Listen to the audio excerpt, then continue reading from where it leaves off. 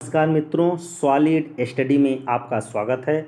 आज हम लोग भारतीय संविधान की उद्देशिका अर्थात प्रस्तावना means preamble of Indian constitution के बारे में अध्ययन करेंगे मित्रों।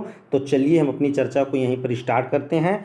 तो हम लोगों को सबसे पहले ध्यान देना है मित्रों कि भारतीय संविधान की जो शुरुआत होती है वो प्रस्तावना से ही होती है और इसमें अर्थात प्रस्तावना में भारतीय राज्यों की प्रकृति, उद्देश्यों और सिद्धांतों आदि को बताया गया है। और हम लोगों को ये ध्यान देना है कि भारतीय संविधान की प्रस्तावना जो है मित्रों वो पंडित जवाहरलाल नेहरू द्वारा बनाए एवं पेश किए गए एवं संविधान सभा द्वारा अपनाए गए उद्देश्य प्रस्ताव संविधान नेहरू द्वारा बनाए गए थे और संविधान सभा द्वारा अपनाए गए थे। उसी पर ये हमारी जो प्रस्तावना अर्थात प्रियम्बल है आधारित है।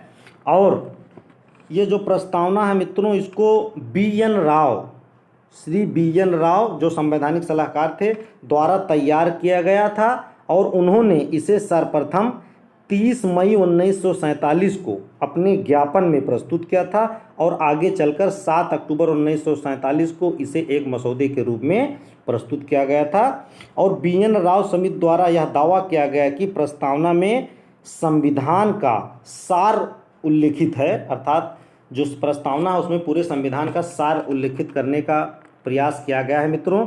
तो ये हम लोगों को ध्यान देना है, ये हमारी उद्देशिका है।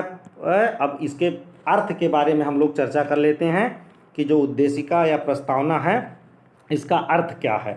तो हम लोगों को इसका अर्थ यही है मित्रों कि प्रस्तावना संविधान का वह भाग है जो संविधान के पूर्ण कथन, परिचय और उसके बनने के कारण और उनके उद्देश्यों को समाहित किए हुए है और संविधान के आधार एवं सिद्धांतों का ये संक्षिप्त रूप से निरूपण करता है। कह सकते हैं कि संविधान के आधार एवं सिद्धांतों का संक्षिप्त रूप से ये उल्लेख करता है, निरूपण करता है। अर्थात ये कह सकते हैं कि ये पूरे संविधान का सार है मित्रों, ये हमें ध्यान देना है। और उसके बाद में चलिए हम ये देख लेते हैं कि आखिर हमारी प्रस्तावना अर्थात प्रियम्बल जिसको हम उद्देशिका या प्रस्तावना के नाम से जानते हैं वो है क्या।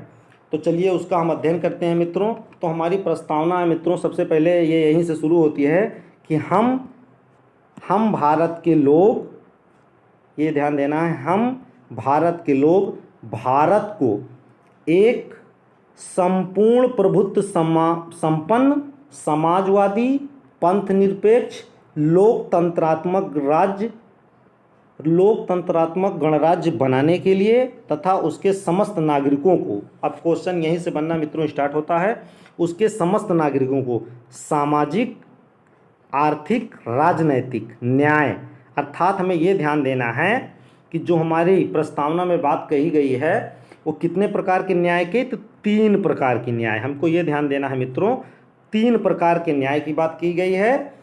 कि ये प्रस्तावना हमको ये बताती है कि संविधान सामाजिक, आर्थिक, राजनैतिक न्याय और विचार, अभिव्यक्ति, विश्वास, धर्म और उपासना की स्वतंत्रता। तो हमें ये ध्यान देना है मित्रों कि जो स्वतंत्रता हम लोगों को है वो 5 प्रकार की स्वतंत्रता प्रदान की गई है। आज का समय जो है परीक्षा का यही ट्रेंड है मित्रों कि इसी आधार पर प्रियम्बल से क्वेश्चन आता है। जैसे पूछ लेंगे कि प्रस्तावना में कितने प्रकार की स्वतंत्रता की बात की गई है, तो हम लोगों को ध्यान देना है कि 5 प्रकार की स्वतंत्रताएं, विचार, अभिव्यक्ति, विश्वास, धर्म और उपासना, ये 5 प्रकार की स्वतंत्रताएं हैं। न्याय आपको ध्यान नहीं देना है कि सामाजिक, आर्थिक और राजनीतिक न्याय है मित्रों। एक क्वेश्चन जो आता है हम लोगों को ध्यान देना है कि आर्थिक, कभी कभी पूछा जाता है आर्थिक स्वतंत्रता की बात की गई है, तो आर्थिक स्वतंत्रता की बात नहीं की गई है मित्रों, आर्थिक न्याय की बात की गई है, हमको ये ध्यान देना है। उसके बाद में है अवसर एवं प्रतिष्ठा की समता, ये ध्यान देना है। समता 2 प्रकार की है, अवसर और प्रतिष्ठा की। अवसर एवं प्रतिष्ठा प्रतिष्ठा और अवसर की समता प्राप्त करने के लिए तथा उन सब में व्यक्ति की गरिमा और राष्ट्र की एकता और अखंडता, अभी हम ये ध्यान देंगे कि ये एकता और अखंडता पहले संविधान में मित्रों ये प्रियम्बल में केवल एकता की बात की गई थी, इसको संशोधन के द्वारा कैसे इसमें समाहित किया गया इसके बारे में भी हम बात करेंगे। तो ये ध्यान देना है, तथा उन सब में व्यक्ति की गरिमा और राष्ट्र की एकता और अखंडता सुनिश्चित करने वाली बंधुता बढ़ाने के लिए तथा दृढ़ संकल्प होकर अपनी इस संविधान सभा में आज दिनांक 26 नवंबर 1949, ये डेट याद रखना है, पूर्ण रूप से तो संविधान पूरा नहीं इस दिन नहीं लागू हुआ था, लेकिन हमको ये ध्यान देना है कि शुरू में संविधान 26 नवंबर 1949 को ही कुछ भाग इसके लागू हुए थे। तो 26 नवंबर 1949 को एदत द्वारा इस संविधान को अंगीकृत, अधिनियमित एवं आत्मार्पित किया गया है। अब इसमें जो संशोधन किए गए हैं मित्रों, 2 संशोधन ध्यान देना है इसमें। 42वें संविधान संशोधन 1976, ये ध्यान देना है कि जो पहला संविधान संशोधन इसमें किया गया 42वें संविधान संशोधन 1976 में किया गया था, इसमें ये ध्यान देना है कि ये बताया गया था कि जहाँ पर लिखा है कि प्रभुत्व संपन्न लोकतंत्रात्मक गणराज्य, जो पहले था, जो अब लिखा हुआ है वर्तमान समय में हमारे प्रियम्बल में कि संपूर्ण प्रभुत्व संपन्न समाजवादी पंथनिरपेक्ष लोकतंत्रात्मक गणराज्य लिखा मित्रों। तो ये पहला जो इसमें संशोधन किया गया था, तो उसमें संपूर्ण प्रभुत्व संपन्न जो है, संपूर्ण प्रभुत्व संपन्न, ये पहले केवल प्रभुत्व संपन्न था, इसमें संपूर्ण नहीं लिखा हुआ था, केवल प्रभुत्व संपन्न लोकतंत्रात्मक गणराज्य था, वही संशोधन किया गया है। प्रभुत्व संपन्न लोकतंत्रात्मक गणराज्य के स्थान पर मित्रों ये ध्यान देना है कि संपूर्ण, ये ध्यान देना है कि जो ये आपका लिखा हुआ है मतलब प्रभुत्व संपन्न लोकतंत्रात्मक गणराज्य, उसी के स्थान पर संशोधन करके इसको संपूर्ण प्रभुत्व संपन्न लोकतंत्रात्मक गणराज्य बनाया गया है। एक संशोधन ये है मित्रों, और उसके बाद में एक संशोधन है कि इसको राष्ट्र की एकता और अखंडता, जो राष्ट्र की केवल एकता थी, पहले इसमें लिखा हुआ था कि केवल राष्ट्र की एकता की बात की गई थी, लेकिन अब उसके स्थान पर राष्ट्र की एकता और अखंडता को शामिल किया गया है। तो हमको ये ध्यान देना है मित्रों कि पहले संशोधन में ये ध्यान दिया गया, मतलब बताया गया था कि जहाँ पर प्रभुत्व संपन्न लोकतंत्रात्मक गणराज्य लिखा हुआ था, तो उसके स्थान पर हो गया है संपूर्ण प्रभुत्व संपन्न समाजवादी पंथनिरपेक्ष लोकतंत्रात्मक गणराज्य, अर्थात इसमें ये 3 शब्द जोड़े गए थे, संपूर्ण और उसके बाद में समाजवादी पंथनिरपेक्ष लोकतंत्रात्मक पहले से ही आपका था। और दूसरे में राष्ट्र की, जहाँ पर एकता की बात की गई थी, वहाँ पर राष्ट्र की एकता के स्थान पर, ये हमें ध्यान देना है कि राष्ट्र की एकता के स्थान पर अब हो गया है राष्ट्र की एकता और अखंडता, ये आपको ध्यान देना है। ये संशोधन 42वें संविधान संशोधन 1976, 42वें संविधान संशोधन 1976 में किया गया था, इसको आपको याद रखना है मित्रों। तो चलिए अब हम संविधान के जो प्रस्तावना, इसके स्रोत के बारे में बात करते हैं। तो संविधान का जो स्रोत की बात हम लोग करते हैं मित्रों, ये स्रोत में कुल मिलाकर यही है कि पहले ही लाइन में सबसे पहले ही लिख दिया गया है प्रस्तावना में कि हम भारत के लोग, हम भारत के लोग।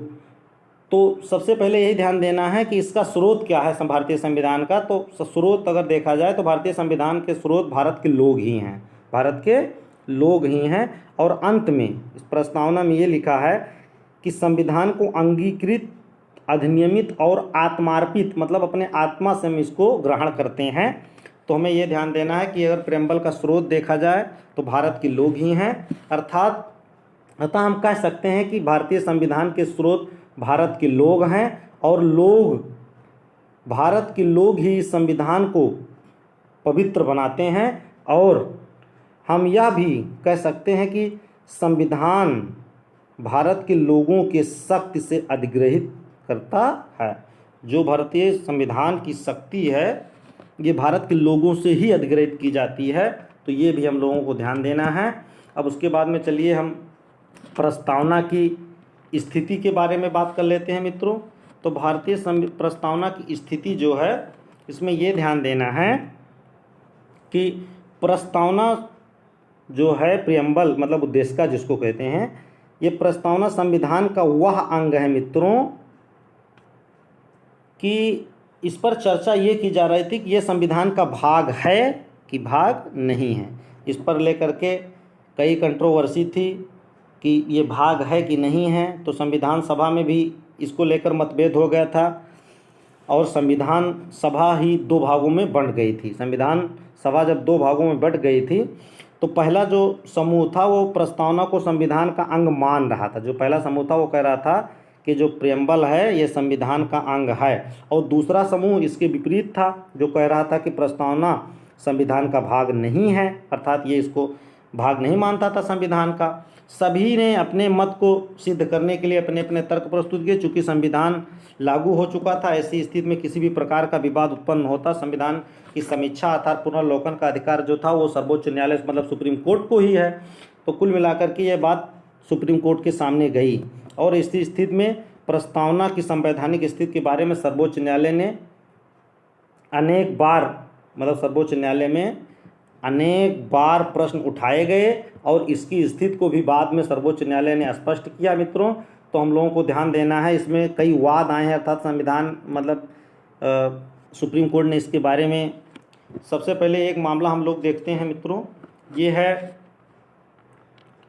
बेरूबरी का मामला। इसमें बेरूबरी के मामले में मतलब सुप्रीम कोर्ट ने कहा था कि जो प्रस्तावना है ये संविधान का भाग नहीं है। इसमें स्पष्ट कह दिया गया था 1971 में ही कि प्रस्तावना जब उनके पास गई कंट्रोवर्सी तो उन्होंने बता दिया कि प्रस्तावना संविधान का भाग नहीं है। लेकिन फिर उन्हीं के पास 1971 में ही इंडो पाक रीएग्रीमेंट के केस में 1971 में अपने ही मतलब बात पर अडिग रहते हुए सुप्रीम कोर्ट ने फिर यही फैसला दिया मित्रों कि प्रस्तावना संविधान का भाग नहीं है। लेकिन इस बार कुछ इसके बारे में नरमी बरती और बताया भाग तो नहीं है किंतु उसका प्रेरक ये है, किंतु ये प्रस्तावना प्रेरक है लेकिन संविधान का भाग नहीं है। फिर 1973 में मित्रों 1973 में मेन जो मतलब इसके बारे में न्यायालय का जो आदेश आया था अर्थात इसके बारे में जो निर्णय दिया था वो मेन है मित्रों केशवानंद भारती बनाम केरल राज्य 1973 में। इसमें स्पष्ट सर्वोच्च न्यायालय ने कहा कि प्रस्तावना का निर्माण संविधान को ध्यान में रखते हुए किया गया है, न कि प्रस्तावना को ध्यान में रखते हुए संविधान का निर्माण किया गया है। तो जब प्रस्तावना का निर्माण संविधान को ध्यान में रखते हुए किया गया है अतः प्रस्तावना संविधान का अंग है, किंतु एक इसमें मित्रों शर्त लगा दिया, किंतु संसद इसके मूल भाग में संशोधन नहीं कर सकती है। मतलब संसद संशोधन तो कर सकती है लेकिन इसके मूल भाग में संशोधन नहीं कर सकती है। फिर उसके बाद में मित्रों मिनरवा मिल्स वर्सेस भारत संघ 1980 में भी एक निर्णय आया और वही निर्णय जो मिनरवा मिल्स का था वही भारत संघ बनाम LIC 1995 के मामले में था। इसमें सर्वोच्च न्यायालय ने कहा कि प्रस्तावना संविधान का अंग है। इसमें यह भी बता दिया कि संविधान का अंग है और संसद इसके ये ध्यान देना है कि संसद इसमें संशोधन भी कर सकती है, ये भी बता दिया। क्योंकि केशवानंद में बताया था कि भाग है लेकिन संशोधन नहीं कर सकती है, और मिनरवा मिल्स में बता दिया कि संसद का भाग है और इसमें संशोधन कर सकती है, किंतु यहाँ भी एक शर्त लगाया कि इसमें नकारात्मक संशोधन नहीं कर सकती है। संशोधन कर सकती है लेकिन नकारात्मक संशोधन नहीं कर सकती है, अर्थात इसमें इस तरह से परिवर्तन नहीं कर सकती है कि ये अपना मूल अस्तित्व ही खो दे, अर्थात इसमें कुछ बढ़ा सकती हैं और कम नहीं कर सकती हैं। मित्रों सुधार कहने का मतलब है सुधारात्मक जो संशोधन है वो इसमें किया जा सकता है लेकिन नकारात्मक संशोधन नहीं किया जा सकता है, ये ध्यान देना है मित्रों। अब इसकी उपयोगिता के बारे में हम लोग बात कर लेते हैं।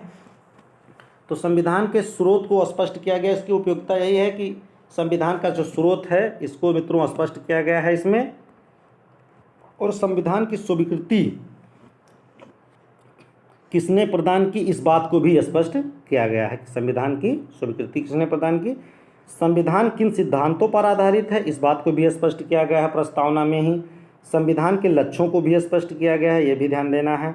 उसके बाद में जो मेन इसकी उपयोगिता के बारे में अगर हम लोगों को ध्यान देने वाली बात है मित्रों तो ये ध्यान देना है कि बुराकर कोल कंपनी बनाम भारत संघ, बुराकर कोल कंपनी बनाम भारत संघ के मामले में सर्वोच्च न्यायालय ने कहा कि जहां अधिनियम की भाषा स्पष्ट ना हो, अर्थात जहाँ पर मान लीजिए कोई केस की सुनवाई हो रही है और इसमें अधिनियम की भाषा स्पष्ट ना ही है, मतलब अधिनियम की भाषा स्पष्ट जहाँ पर हो वहाँ पर प्रस्तावना की अनदेखी कर देनी चाहिए। मतलब जहाँ पर उसकी भाषा स्पष्ट हो वहाँ पर प्रस्तावना की कोई ज़रूरत नहीं है। लेकिन जहाँ पर अधिनियम की भाषा स्पष्ट नहीं है मित्रों, मतलब अस्पष्ट है, कहने का मतलब जहाँ पर अधिनियम की भाषा अस्पष्ट है मतलब स्पष्ट नहीं है, ये ध्यान देना है। जहाँ पर अधिनियम की भाषा स्पष्ट नहीं है वहाँ पर प्रस्तावना को आधार बनाकर अधिनियम को स्पष्ट किया जा सकता है। ये बराकर कोल कंपनी बनाम भारत संघ के मामले में सर्वोच्च न्यायालय ने निर्णय दिया है मित्रों, तो ये भी हम लोगों को ध्यान देने वाली बात है। और इसके बारे में हम लोगों को ये ध्यान देना है कि गोलकनाथ बनाम पंजाब राज्य, एक केस ये भी था, उसी में एक वाद था उपयोगिता के बारे में। गोलकनाथ बनाम पंजाब राज्य में इस मामले में सर्वोच्च न्यायालय ने कहा कि प्रस्तावना विधायिका के लिए लक्ष्य निर्धारित करती है, अर्थात ये विधायिका के लिए लक्ष्य निर्धारित करती है। और उसी से संबंधित एक केस और है मित्रों, बसंत लाल नाहता वर्सेस राजस्थान राज्य। इस मामले में भी सर्वोच्च न्यायालय ने कहा कि जहां अधिनियम की भाषा स्पष्ट हो वहां पर प्रस्तावना की कोई आवश्यकता नहीं होगी, किंतु वही है पुराना जो उस मामले में बताया मित्रों, वहां पर अधिनियम की भाषा विधान आदि अस्पष्ट हो वहाँ पर प्रस्तावना को आधार बना करके, मतलब प्रस्तावना को आधार बना करके इसकी व्याख्या किया जा सकता है मित्रों, ये हम लोगों को ध्यान देना है। अब इसकी उपयोगिता के बारे में हम एक कुछ बात हम लोगों को ध्यान देना है कि क्या प्रस्तावना में संशोधन किया जा सकता है कि नहीं। इस प्रकार के क्वेश्चन पूछे भी जाते हैं परीक्षाओं में, तो हम लोगों को यही ध्यान देना है कि केशवानंद भारती वाले मामले में सर्वोच्च न्यायालय ने स्पष्ट किया था कि प्रस्तावना संविधान का अंग है। तो जब संविधान का भाग मतलब अंग है तो संसद इसमें 368 के तहत संशोधन कर सकती है। जब 368 में ये लिखा हुआ है कि संसद संविधान में संशोधन कर सकती है, तो जब केशवानंद भारती के मामले में सुप्रीम कोर्ट ने स्पष्ट कर दिया कि प्रस्तावना संविधान का भाग है, तो इसमें कुल मिलाकर ये हो गया कि संसद संशोधन कर सकती है। लेकिन बाद में सुप्रीम कोर्ट ने यह भी स्पष्ट किया कि संशोधन तो कर सकती हैं लेकिन सकारात्मक संशोधन कर सकती है, तो ये आप लोगों को ध्यान देना है मित्रों।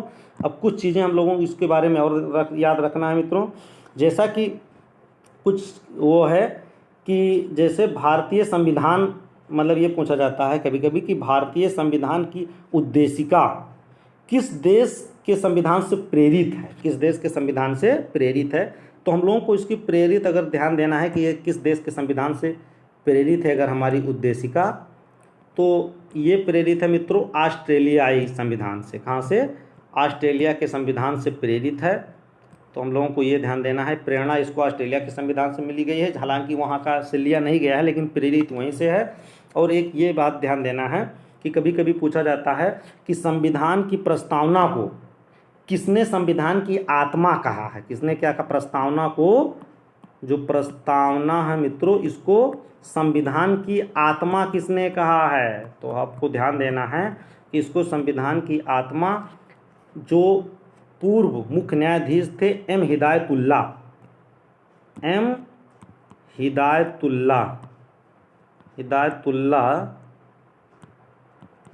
जी ने इसको संविधान की आत्मा कहा है मित्रों। और हम लोगों को ये भी एक ध्यान देना है कि एक कभी कभी ये पूछा जाता है मित्रों कि इसको संविधान, मतलब इसको संविधान की प्रस्तावना को कुंजी नोट किसने कहा है, प्रस्तावना को संविधान का कुंजी नोट किसने कहा है? तो आपको ध्यान देना है कुंजी नोट, प्रस्तावना को कुंजी नोट किसने कहा है? तो इसमें आपको ध्यान देना है कुंजी नोट मित्रों। तो कुंजी नोट किसने कहा है? तो कुंजी नोट आपको ध्यान देना है, कहा है सर अर्नेस्ट वारकर ने। किसने कहा है? अर्नेस्ट वारकर ने कहा है मित्रों, ये हम लोगों को ध्यान देना है। तो चलिए, ये हमारी प्रस्तावना के बारे में एक चर्चा हो गई मित्रों। अपनी चर्चा को मैं समाप्त करते हैं मित्रों। जय हिंद, जय भारत।